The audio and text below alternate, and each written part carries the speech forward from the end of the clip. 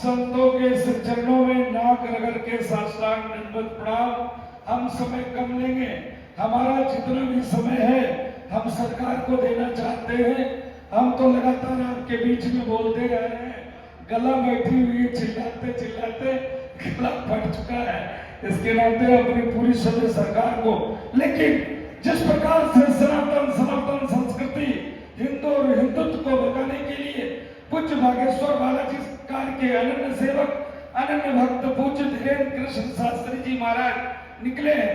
अभी पूज्य महाराज जी कह रहे थे कि जब भगवान श्री कृष्ण को देखा उस ग्वाल बाल के साथ खाते हुए, सोते हुए, उठते हुए, बैठते हुए, लीला करते हुए, तो स्वयं परम पिता ब्रह्मा भी भ्रमित हो गए।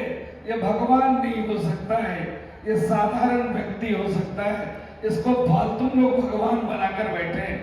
जिस प्रकार से पूज्य धीरेन्द्र कृष्ण शास्त्री जी महाराज को देखने के लिए मैंने देखा, अभी जब मैं आ रहा था, उस पेड़ की क्षमता मुश्किल से 2 या 3 कुंटल सहने की शक्ति रही होगी, लेकिन उस पेड़ पर देखा कम से कम 30 कुंटल लोग लटके हुए थे। कोई इधर लटका था, कोई इधर लटका था, कोई इधर लटका था, लेकिन एक भी डाल टूटी नहीं। और ये देखिए, हम लोग तो पीछे से धक्का देकर सरकार को आगे बढ़ा रहे थे, ऊपर से जब वो व्यक्ति चिल्ला रहा था कि प्रभु देख लो, सुन लो, एक बार जरूर देख लेते थे। ऐसे इतनी भीड़, अपार धक्का मुक्की और अपार विशाल आप जैसे सनातनियों का जन समूह, जन सैलाब के बीच में वो देख लेते थे कि वो भक्त इतना देर से परेशान है और उसको भी हमारी आशीर्वाद की जरूरत है। तो वाकई में पूज्य महाराज जी ने कहा, अवतारी पुरुष हैं, आपको भगवान हनुमान जी महाराज की कृपा आपको पर ऐसी बनी रहे। और अब यह यात्रा रुकेगा नहीं, ये यात्रा तब तक चलता रहेगा जब तक समाज में छुआछूत, ऊंच नीच, क्षेत्रवाद, भाषावाद, पंथवाद के नाम पर हिंदू जातियों में बटा हुआ है। जब तक हिंदू एक नहीं हो जाएगा, जब तक ये भाषावाद की जंजीर हम तोड़ नहीं देंगे, जब तक सभी हिंदुओं को हम एक नहीं कर देंगे, जब तक गौ माता की हत्या बंद नहीं होगी, जब तक एक नहीं, जितने भी देवालय हैं, जितने भी हमारे धर्म स्थल है, ये चोर, नीच, लुटेरा, बाबर, औरंगजेब, हुमायूं, अकबर, ये जितने बलात्कारी थे, जितने चोर थे, जितने डाकू थे, ये चादर और फादर के मानने वाले कि जब नामो निशान मिटा नहीं देंगे तब तक ये यात्रा नहीं रुकेगी।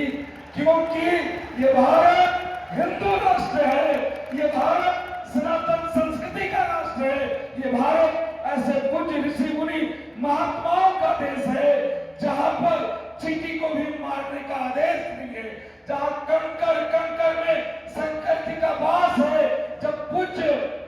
जब महाराज जी पधार रहे थे, पंडित जी ने महाराज कहा कि महाराज आ गए हो ब्रिज। तुरंत सरकार लेट गए जमीन पर और ऐसे रज उठाए और माथे में लगाया।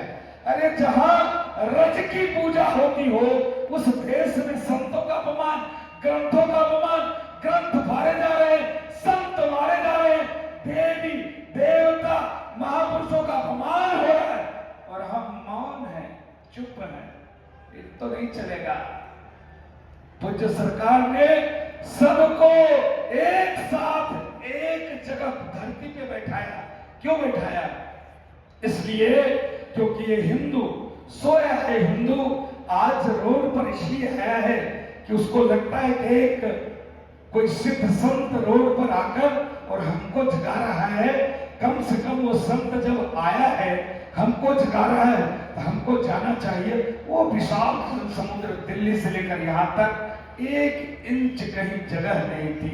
1 इंच फरीदाबाद के मैदान में 8 से 9 लाख पब्लिक थी पूज्य महाराज जी, और महाराज जी को बोलने का अवसर नहीं मिला। प्रशासन ने निवेदन किया कि सरकार हाथ जोड़ते हैं, आप कितने प्यारे प्यारे भक्त आए हैं, किसी को खरोच लग जाएगा तो आपको तकलीफ होगा। और महाराज जी ने तुरंत बंद कर दिया, 2 मिनट में मंच से उतर गए। ये भाव महाराज जी का। तो जिस प्रकार से पूज्य महाराज जी ने कहा कि कोई अवतारी पुरुष है, वाकई में ये अवतारी पुरुष है, लेकिन मंचस्थ सभी संतों के चरणों में नाक रगड़ के दास साष्टांग दंडवत प्रणाम करता है कि पूज्य महाराज जी, ऐसे आपका अनुराग, ऐसे जिस प्रकार से आप लोगों ने स्नेह दिया, अनुराग दिया, इस यात्रा में बढ़ चढ़ के अपना आसन छोड़ के, छत्र चमन छोड़ के, ऊंच नीच सारे भेदभाव को भुला करके उसी से खुद खाना, उसी से भक्तों को खिलाना। पूज्य महाराज जी आप लोगों ने खूब खूब स्नेह दिया, खूब खूब आशीर्वाद दिया। आप लोग के ऐसा ही आशीर्वाद जब बना रहेगा तो ये विशाल समुद्र सनातनियों का कारवा रोज बढ़ता रहेगा, और ऐसा बढ़ता रहेगा कि आने वाले दिनों में जो आपने पूज्य बागेश्वर सरकार ने ठाना है कि भारत से हम हिंदुओं के अंदर से छुआछूत को खत्म कर देंगे, भारत में भाषावाद, पंथवाद, क्षेत्रवाद को खत्म कर देंगे, भारत से गौ हत्या को बंद करा देंगे और भारत को हिंदू राष्ट्र बना कर रहेंगे। ये सपना साकार होगा। बहुत बहुत आभार, बहुत बहुत धन्यवाद। जय श्री राम। बोलिए।